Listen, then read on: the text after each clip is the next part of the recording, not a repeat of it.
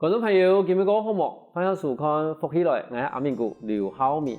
其實我第幾多年在退休的時候啦，如果想要開一啲民宿，但是呢，這個冇做過民宿嘅話，這個唔係講其實民宿我做嘅事情幾多，唔像我哋譬如講我哋去喺宿嘅時候，我感覺到啊民宿啊又食得又好喎，所以又幾好喎，佢想過退休的時候就可以搞。但是你這個做銀行同做主人係完全冇共用。等你做主人的時間，你會發現個，明日早上然後要做我哋的銀行社，然後聽一個應該有銀行有乜個問題，你要馬上去處理。嘅時間啦，你都會發現到講做民宿係一個很浪漫的事情。我哋今日有想到係我哋民農嘅民宿嘅老闆，而係對一啲外行嘅人，慢慢地接觸到民宿，但是也間民宿越做越好。我哋馬上發現他們講在做民宿嘅時間發生乜事情，我哋馬上發現到我哋仲有人來現場。主持人好，大家好，我係來自民農嘅車仲友。仲有我哋最一開始嘅時候講即係做民宿嘛，但是我提供其實唔單止係民宿啊，你即係嘛可以嘅餐酒館嘛，餐酒館。但是我提供你這個嗰種唔係做一間本地唔係學理啥嘅本身是學傳播，太好啊，太好念傳播學系嘅。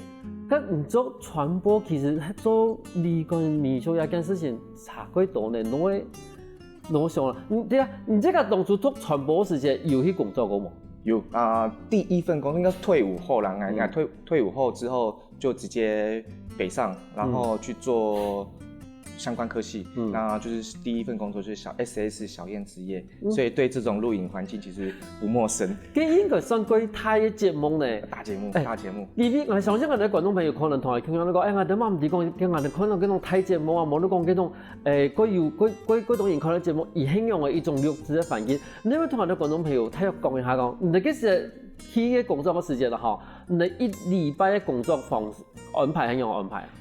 應該說禮拜一到禮拜三，我們在跟製作人就想題材，然後跟製作人去校對，然後提案，然後敲好了之後，敲好題材之後，禮拜四我們開始在跟那個來賓對稿，然後禮拜五錄製一整天的節目，然後小燕姐是那種不中斷的，她就是一次到底的。對，它中間是不停的。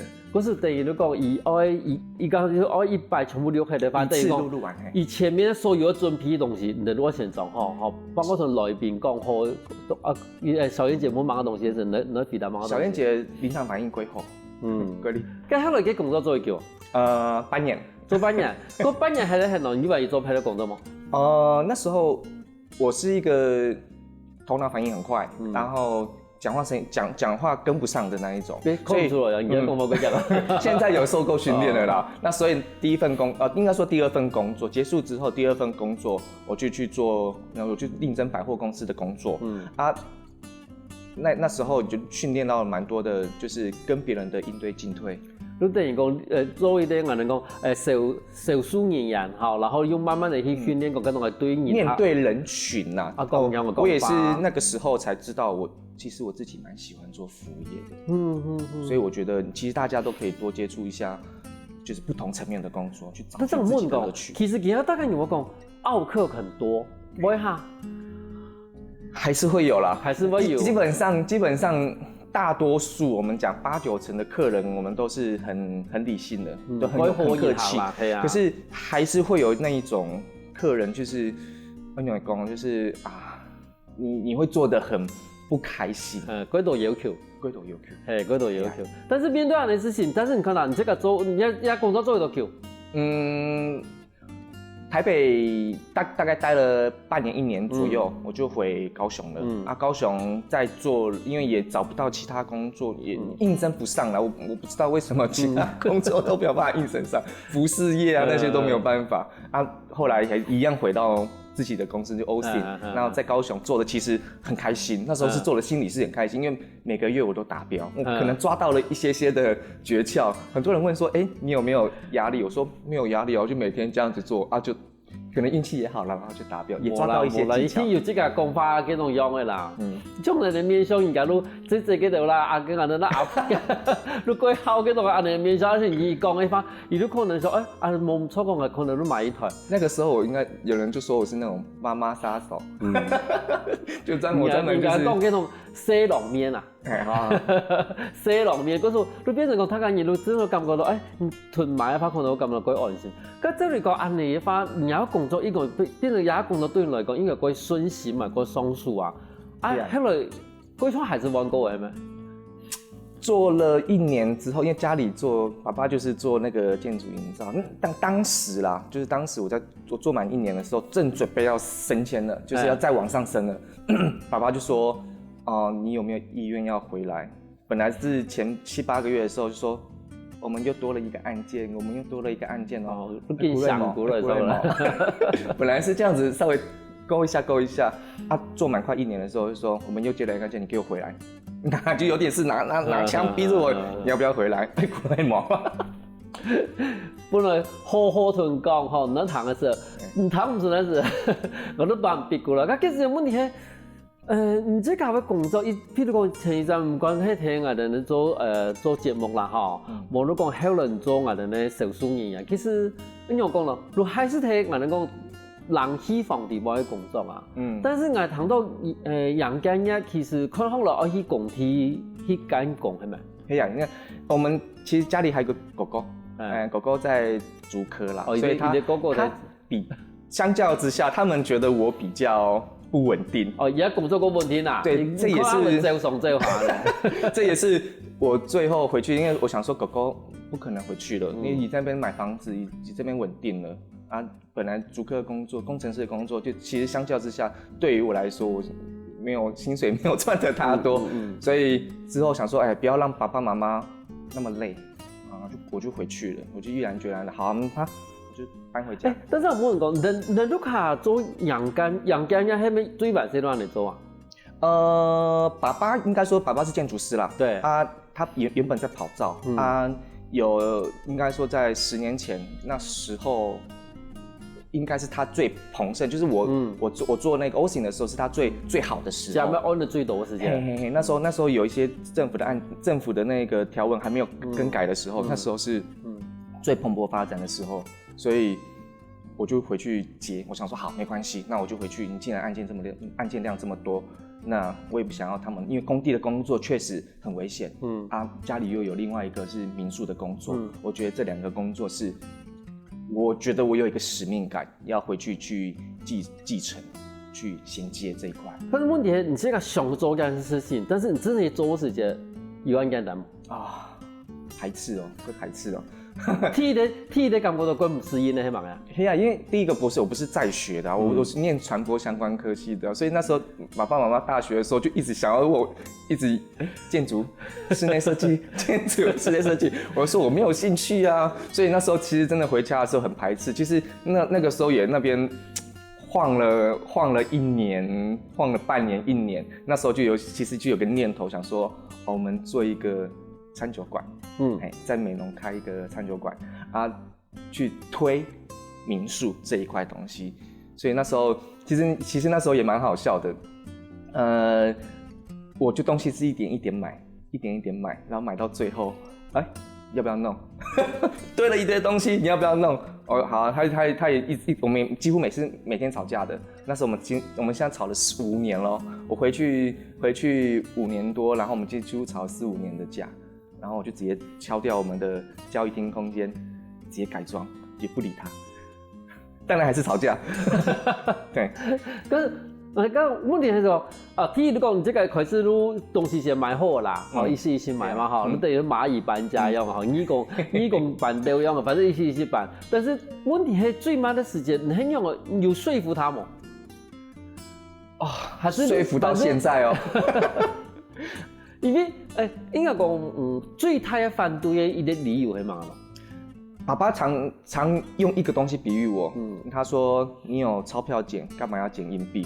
事實上也是這樣子，其實我也懂，就是他說工程的東西，要不就是幾百萬、幾千萬，可是累，也風險也高，就是也危險，可是我就是没有兴趣，不想做，所以我才在那边排斥，在那边晃了半年1年。他看我一直都没有，我叫你回家接那个工地的工作，你一直在给我想其他的什么餐酒馆、酒吧喝酒，什么，他们对这一块又不知道，所以他们会怕，会想到什么是酒，可能是酒店还是什么东西。可是我们是做得很单纯，餐搭酒是这样子的心态，对。可是就变成讲，慢慢的都要提观念上面去沟通一件事情啦。对，比如讲，伊的其实还是希望讲，这个事业做安好，啊，你去过来讲，好做一个传酒馆，可能都赚几多少钱，但是对于做人家来讲的话，其实一下都可能够容易啦，而且你又有，你又有带，什么？你就等于讲爸爸妈妈已经团做好诶，对他们把基础奠定好了，他们常讲，你又去接不好诶，好，你变成都安尼，啊，你又好路唔行，伊这个行的。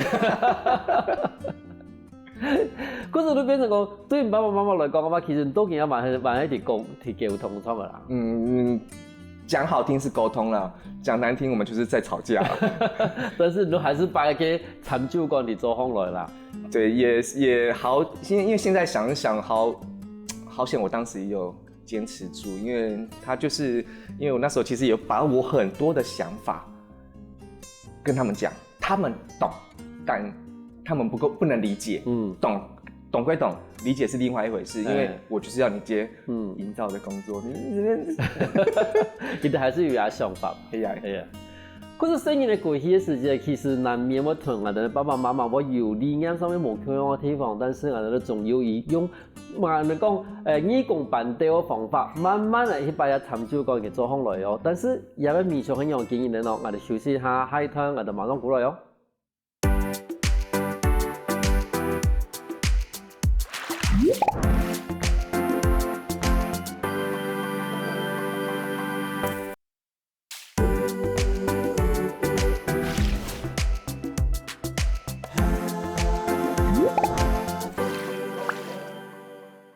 翻過來，翻起來，我哋見咩內邊喺內側嘅面容嘅重要，而係對啲拓傳播嘅生意嘅關係，去接這個落後嘅民俗，還有伊啲人經驗。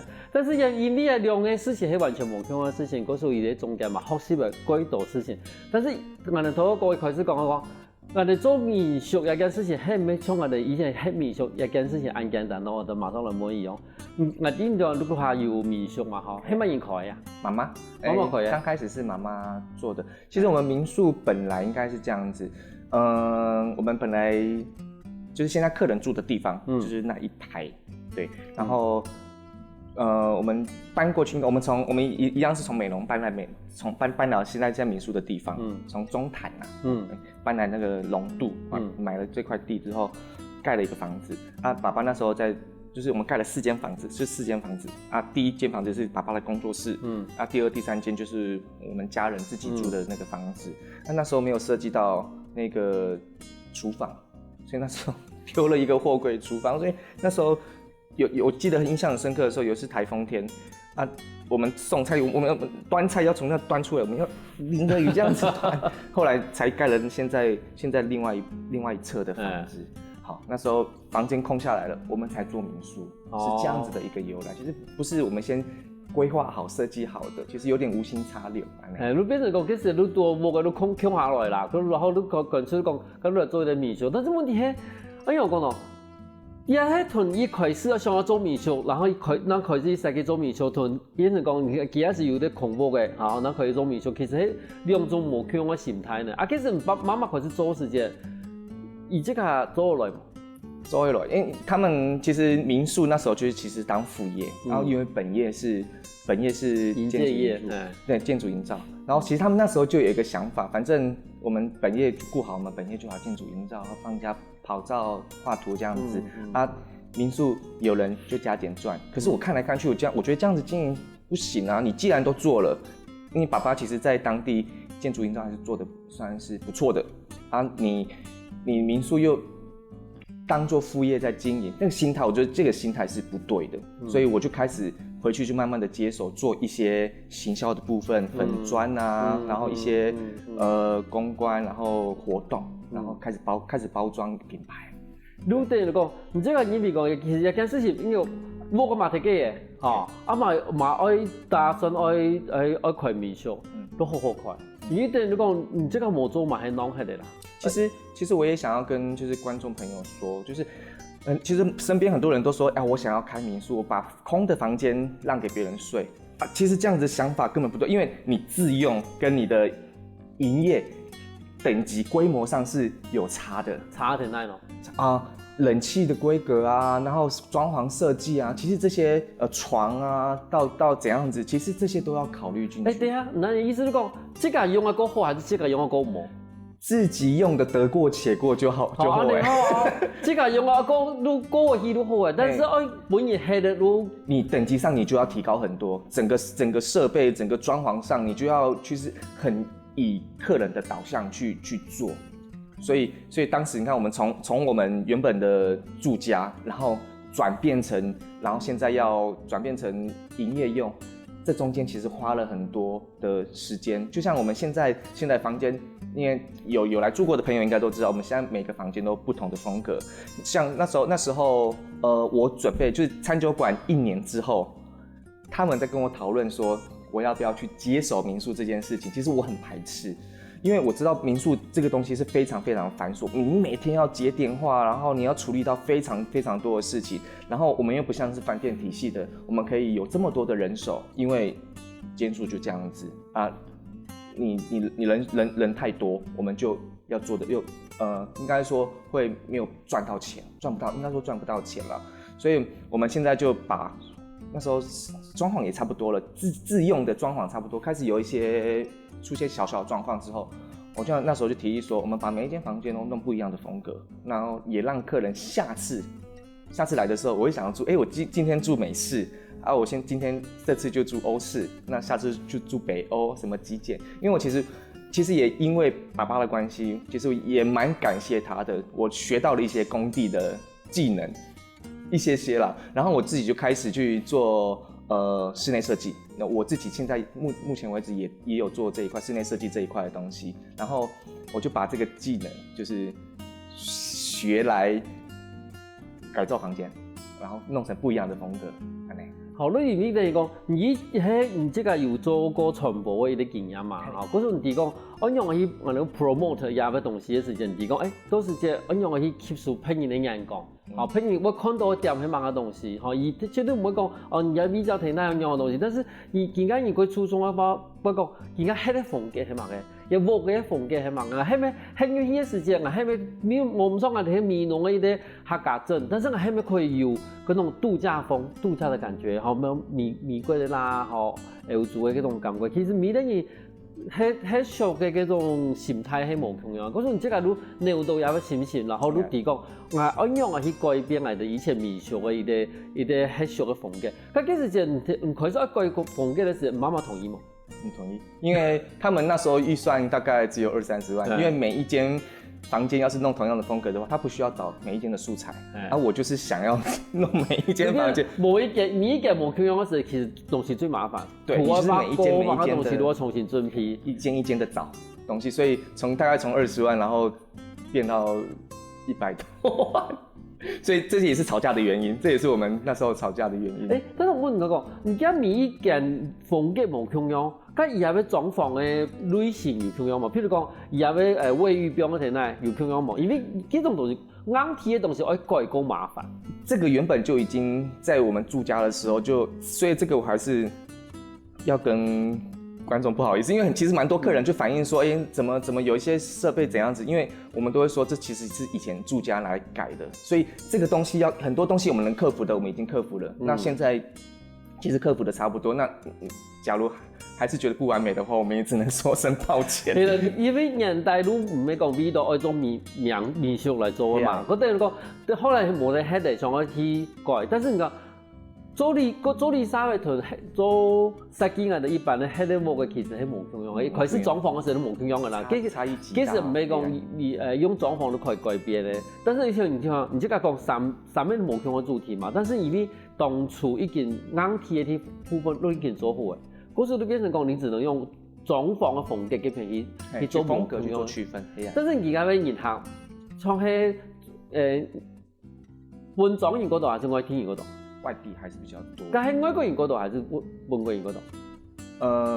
国内的都国内的，对，因为美浓其实比较少国外的客人，大概10组应该说100组也只有1组这样子的。咁而等泰國香樣嘅地，也咁民俗嘅咯。其實就是網絡，就我所有的東西都是自己包辦，從設計就是所有的房間的設計、外觀、裝潢，然後行銷活動、官網，其實我是一手包辦的，我不假他人之手。是不假他人之手我不知道，但是問題有一件事情歸麻煩，所以才說其實民宿經營其實沒這麼的簡單，你要從自用，然後變成營業，這個東西就是其實要經歷一個很大的過程，你一定會花到很多的投資。對，所以爸爸那時候原本是設計的，像有看過的客人都知道，就是我們是做日式外觀，然後我們去走房間裡面打開來，卻是歐美風格。其實我自己本身很喜歡這種歐美風格的感覺。那美濃相對於比較保守一些些。那其實我很想要把這種歐美風格的，就是外國人就是下午開始我開始喝酒，然後就是聽到音樂我就跳舞。其實我其實一直很喜歡這種很歐美風格的感覺，所以我希望把這種氛圍帶到美濃，這是我一直想要為地方創新的一個東西。對。可是變成講，這個唔單止可以傳授貫通，同時嘛可以民俗。你希望講唔把可以希望把嗰種譬如歐洲嗰種個悠閒後，然後嗰種個自由嘅方法帶起嚟人，因為講到能夠個溫天嘅美濃，然後都冇講一個嚴條啦。因為其實某一行業本身亂嘅，其實行業都本身嘅個性都夠嚴肅，嚇，個保守夠嚴肅。但是其實嘛希望講我哋把你個快樂嘅嗰種氛圍帶起嚟美濃去。咁從人哋嚟講嘅話，初頭你講嘅嗰同我哋觀眾朋友講嘅嗰前處講，佢講都即個都喺得木嘅，改成民俗嘅話其實冇人嘅。而第二嗰度愛想嘅方法，你一天愛對埋等咧旅客嘅情況去想。喺來喺啲時間，其實我需要某個東西，我哋講動線啊，嚇，同行路嘅幾度地方，我用嚟去設計。但是其實上半嚟講，佢幾度情感問題咯，乜嘢都處理啊？媽媽，其實我們家還是住在民宿裡面啦。所以爸爸媽媽都會協助我很多事情。那當然我還是自己還是會親力親為去做，像什麼調酒啊，這些全部都是我來。網站架設、接電話，然後網絡回復，其實全部都是我。所以你自己要包辦，其實民宿就是這樣子，你要包辦很多的事情，其實沒有那麼簡單。說我多的房間給人家住，沒有這麼簡單啊，真的沒那麼簡單，很累。民宿真的是非常繁瑣的。但是問題人家作為有集嘅嘛，算應該講算穩定的嘛，穩定的。那有上嘅集片人哋冇嘅冇。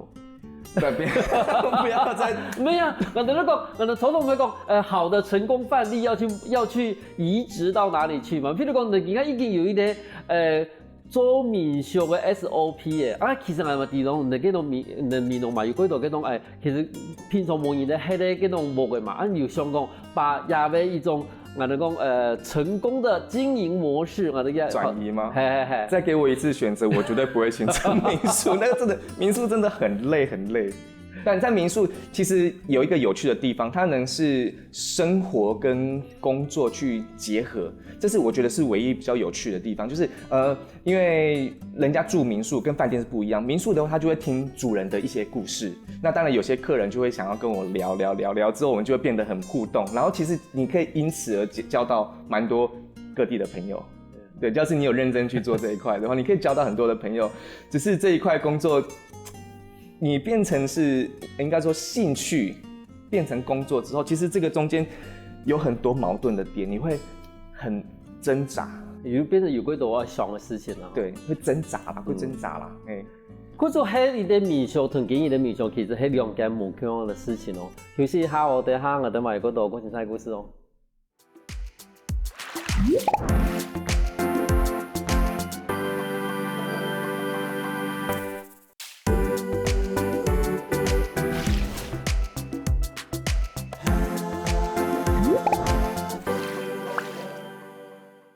歡迎過來，福起來！上單節目我哋內面仲要同人哋講，應用嘅把伊媽媽開始經營嘅民宿改成無腔嘅風格。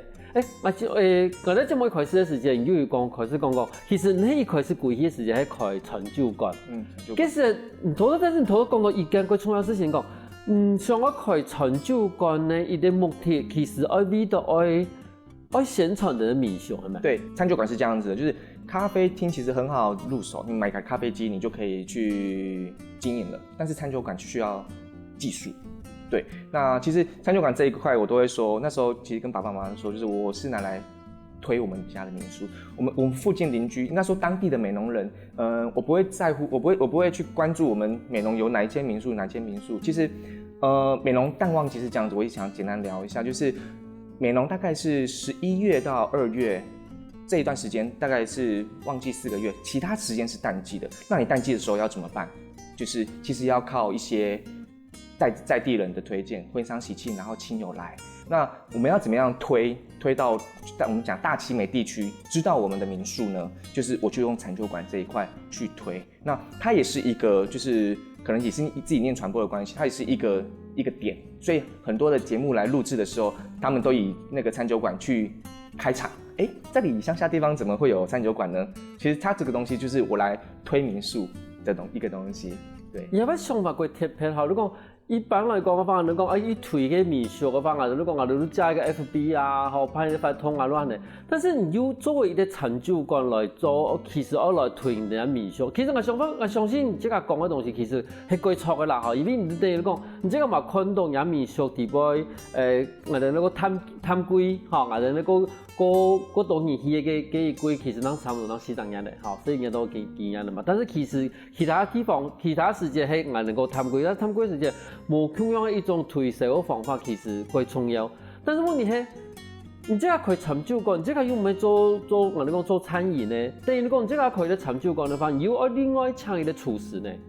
就是現在的模式，我們現在是採預約制啦。那我們跟當地的也是一樣，一個年輕一個2代，我們講就是年輕人，就是我現在的夥伴啦，他去做廚，然後我做酒。其實我們一直很希望可以把這種創新的調酒一新的餐飲模式帶到美濃這種鄉下的地方，然後不管是我們現在裡面的調酒都做得浮誇，然後我們一直想要把客家東西，因為我另外一個夥伴是做意式的，所以我們一直想把客家的東西跟意式做結合，然後創造一個新的飲食的文化。其實這是我一直很想要做的，不管是民宿的創新也好，整體規劃上的創新，餐酒館的創新也好，就是我想要帶一個新的氣象給美濃那邊。咁有去算過講，有一度你喺入邊有咩餐酒館？然後那一黑民宿了嗎？其實大概有3到5成，可是餐酒館在當地不好經營，所以那時候也開關，然後一直找新的模式，因為真的你民宿已經夠累了，然後你餐酒館要再做的話，哇，那個是 double 的程度，那個真的是。你都係天上冇問題講，你頭已經講民宿做感覺到規模係，而且佢要附近用路方所有嘅嗰種天味啦、行銷啦。然後即係同滅一啲餐酒館，我相信我今日講話嗰種同爸爸媽媽講話，因為講，因為同埋滅一啲餐酒館。所以很多時候就是調酒調到一半，天發落雨哦，等一下，不好意思，我現在在調酒哦，放下來繼續調。但你這個時間用來調頻哦。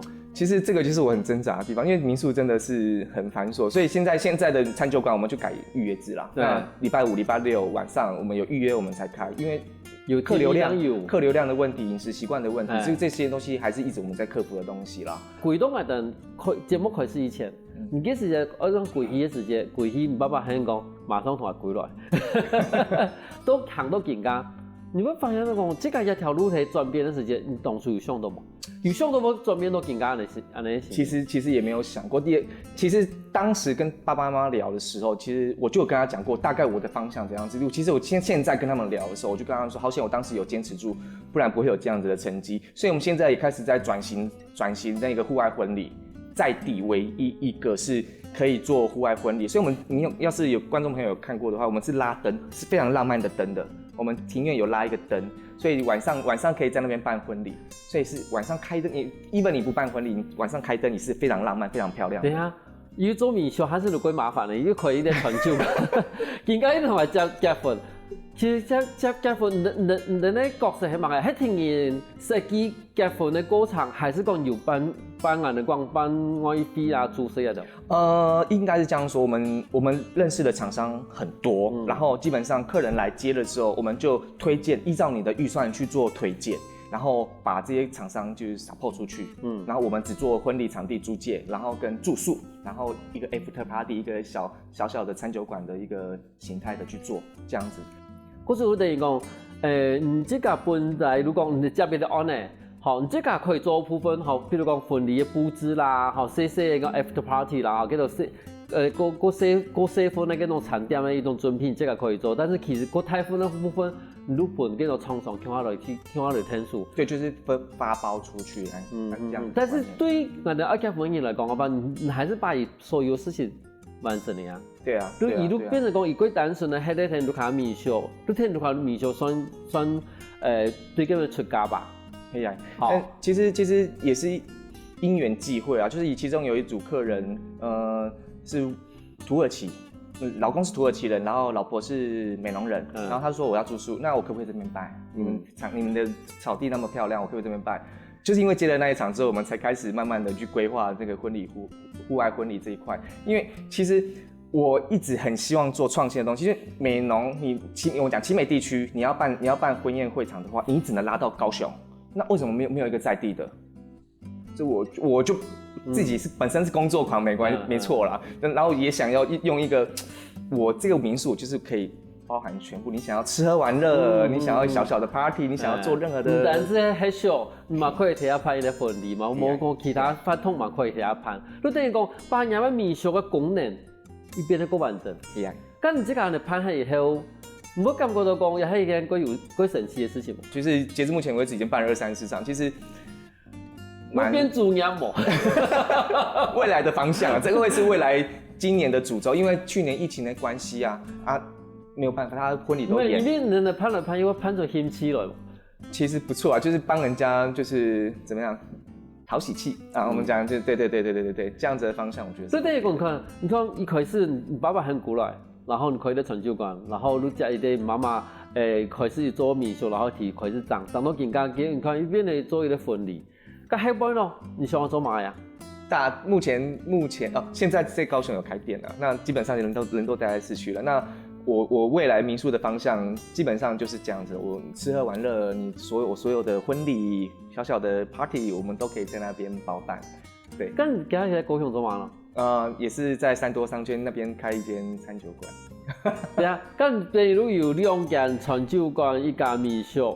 對啊。咁問題係，你應該講，你這個一定有一個工作的團隊吧？有，就是現在都有一個那個調酒的團隊，然後民宿那邊其實爸爸媽媽會幫忙顧，然後也有找1-2個員工，所以基本上兩邊是基本上都是非常穩定的狀況。可是對你爸爸來講，而家做到應該講，你可能當初貴嘅時候，其實爸爸媽媽係希望講你接爸爸媽媽工作嘛，哈。你等於講你接爸爸媽媽工作，但是而家變成這個已經有這個嘅一個算專業嘅。他們還是現在聊到還是會希望我去接啦，只是以前是會我們會互相的在那邊爭論，吵來吵去，對。那現在是他們不會啊不，就是說我要做什麼東西，你不要花到我的錢就好。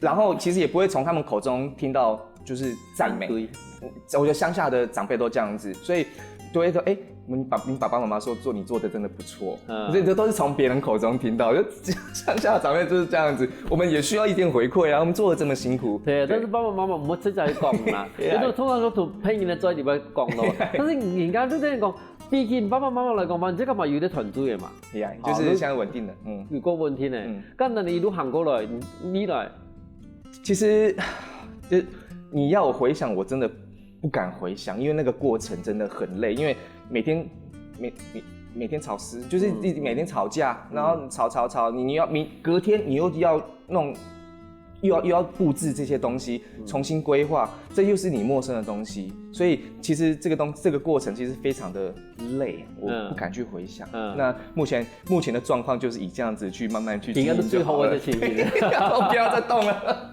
咁因为其实算一个贵重的一个经验啦哈。咁对其实今仔日政府佢希望能影响嘅贵重嘛，咁这个对贵重嘅影响嘅有冇嘅忠告嘛？我还是应该说会希望他们回来啦，但是我会给他们非常多的方向，因为我自己本身做那一个行销的，所以整个创业的大方向我自己是没什么太大问题的。那所以我会跟他们聊很多，大概你们想要做什么东西，那做这会有什么风险？那我还是很欢迎，就是所有的年轻人回乡，然后一起把这种一起做地方创新的东西，就是我会把我所有的资源，目前现有的资源都 support 给他们。对，因为我知道这个过程，因为我经历过，真的太辛苦了，所以他们只要有任何需要帮助的地方，我一定会不遗余力啦。就希望讲更多的人可以看下来贵重啦，看下来感受的能新的美容啦哈。这个过程真的很累哦，因为其实当时有拉个串联，就是简单的一个合作，但是在地的一些老的店家，他其实没有这么的观念上的问题啦，就是这么希望说合作还是怎样子，所以那时候拉了40几间，就是拜访了40几间，只有12间愿意我们去做简单的配合这样子，因为我想说以住的出发点去发展，把客人介绍给你就好了，我们把客人按捺好，或者希望让客人可以回来，或者客人可以再介绍其他朋友过来，其实这样就这么简单，可是没那么简单去做，係啊，合作冇咁簡單嘅事情。其實愛貴重一件事情，對於嗰種人強人來講，係一個過講，但是又過想去做嘅事情。但是今日重要嘅事情，同人講我講，其實你去做都過簡單，但是你想太多，其實都做唔到。今日感謝重要勞動嘅現場同我講，按到這個創業故事。感謝主持人，感謝大家，大家又來美容嘅時節。做得來民宿處理啊！有些好我在聽下現場來一通哦。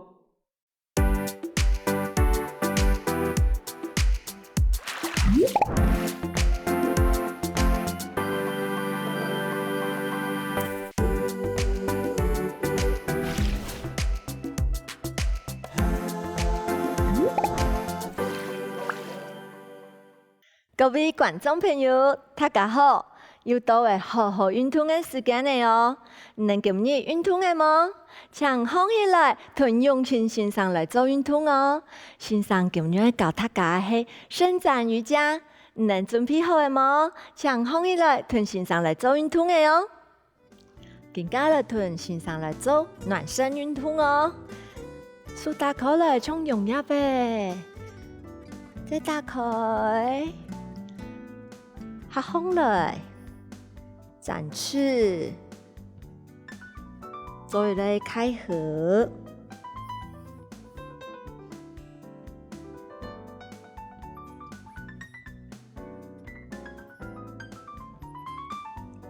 起起，跳起，配合嘅跳起。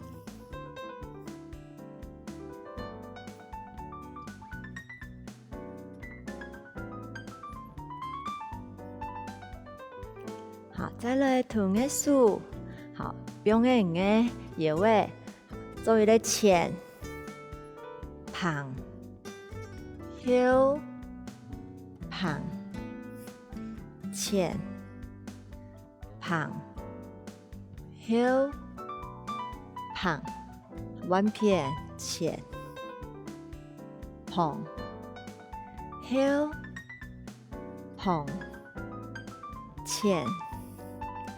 旁、後、旁，好，慢慢的來做一個弓箭步，延展你的大腿，好，數可以變下去，好，弓箭步可以發再下去，數變個天下下。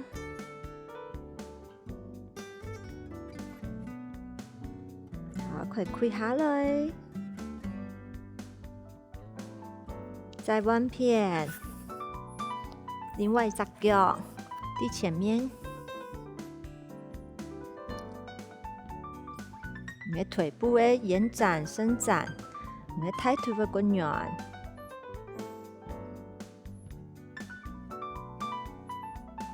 好，两只脚可以并下来趴下。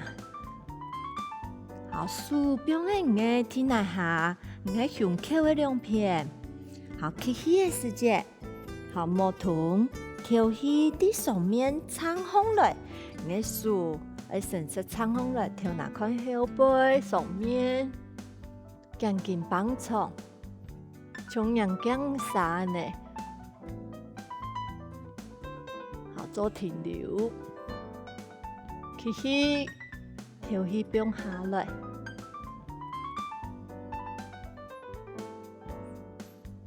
好，我记得上夜时间，我师傅要夹紧哦，夹风来哦。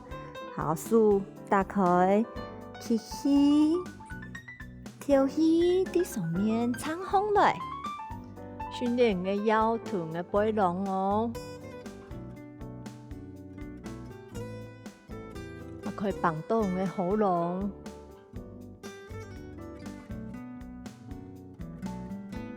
好，做停留。好，吸气，调气，慢慢的下来。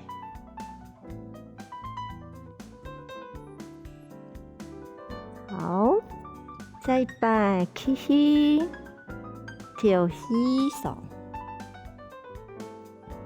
好，更加臀强度拉长咯。好，来并数，可以发，可以看你的前面。再归来，再并下来，来弯片。好，侧身，归来中间，并下来，再慢慢的数，再来动作两只手并的后背。好，马边安尼咧往虫哦，往虫诶手係安尼咧往虫诶翅膀用诶，好，更加臀诶腳，伸風來，避風來哦，好，慢慢地下來，天一擺來，吸氣，調氣，用輕量綁高哦，下來。我會剛講嘅師傅個樣哦，訓練嘅臀部的肌肉哈，臀大肌啦，吸氣，調氣，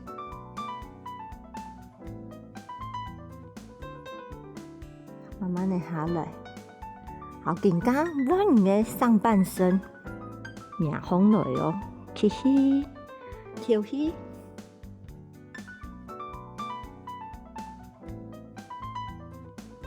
慢慢的下來，吸氣，調氣，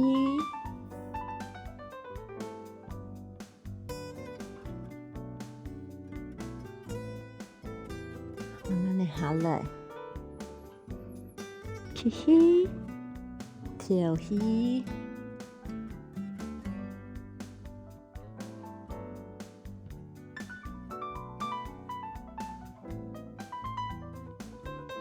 好，吸氣，調氣，鬆，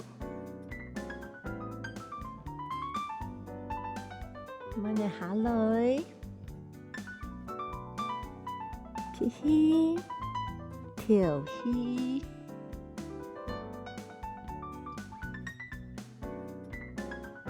慢慢地下來，好，更加同你手把你的腳踝。咱的天鵝鼻哥，手柄，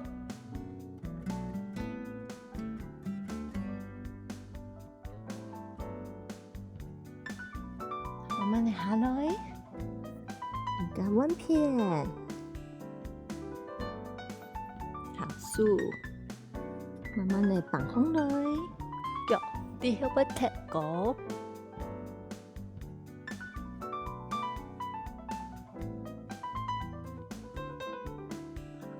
慢慢地下来，更加用直脚。好，那翅膀呢？我们大天鹅的翅膀要比风来哦，起起，跳起。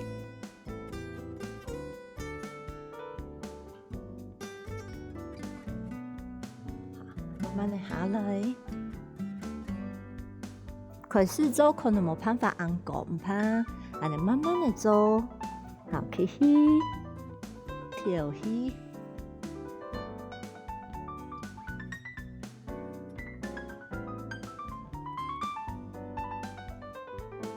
好来，再摆来起，跳起。腳盡量踢高，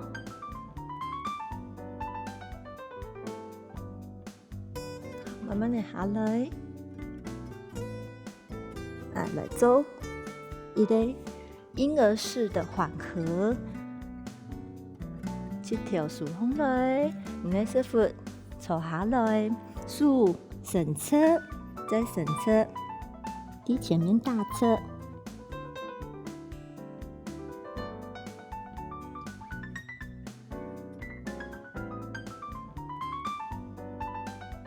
尽量哦，冇瀑布的哦，唔可以变安尼哦，慢慢的层次。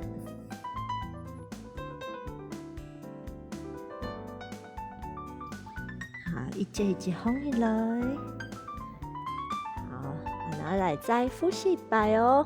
好，第一个动作，娘姜撒，都是娘的进来下，竖状体，两个胸口。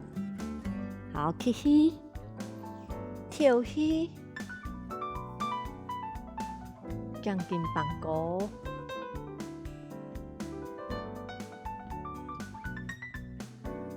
用手，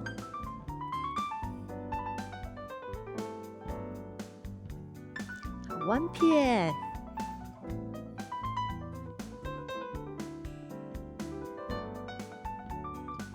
好，慢慢的过来。起起，跳起，用手，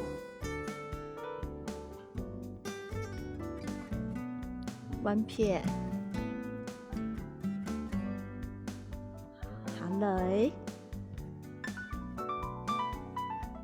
手柄的后背，好，起起，跳起，脚硬放来。慢慢的下来，起起，跳起，好，手柄在前面，好，再臀的脚放来，大天鹅来，起起，跳起。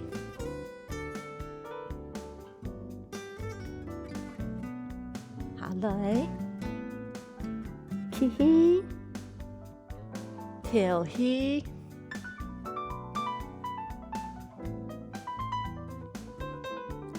慢慢的下来，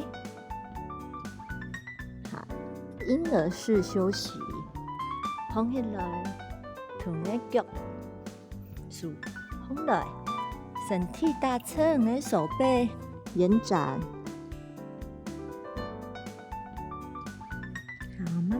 一节一节放起来，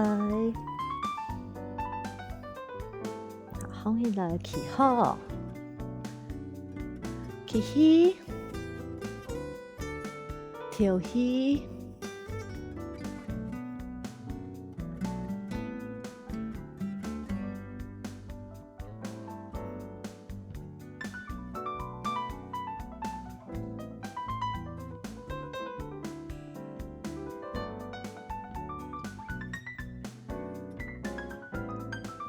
今日动作好歹冇？好歹啊哈！明日如果来屯线上做运动哦，好好运动，俺能下次能来了。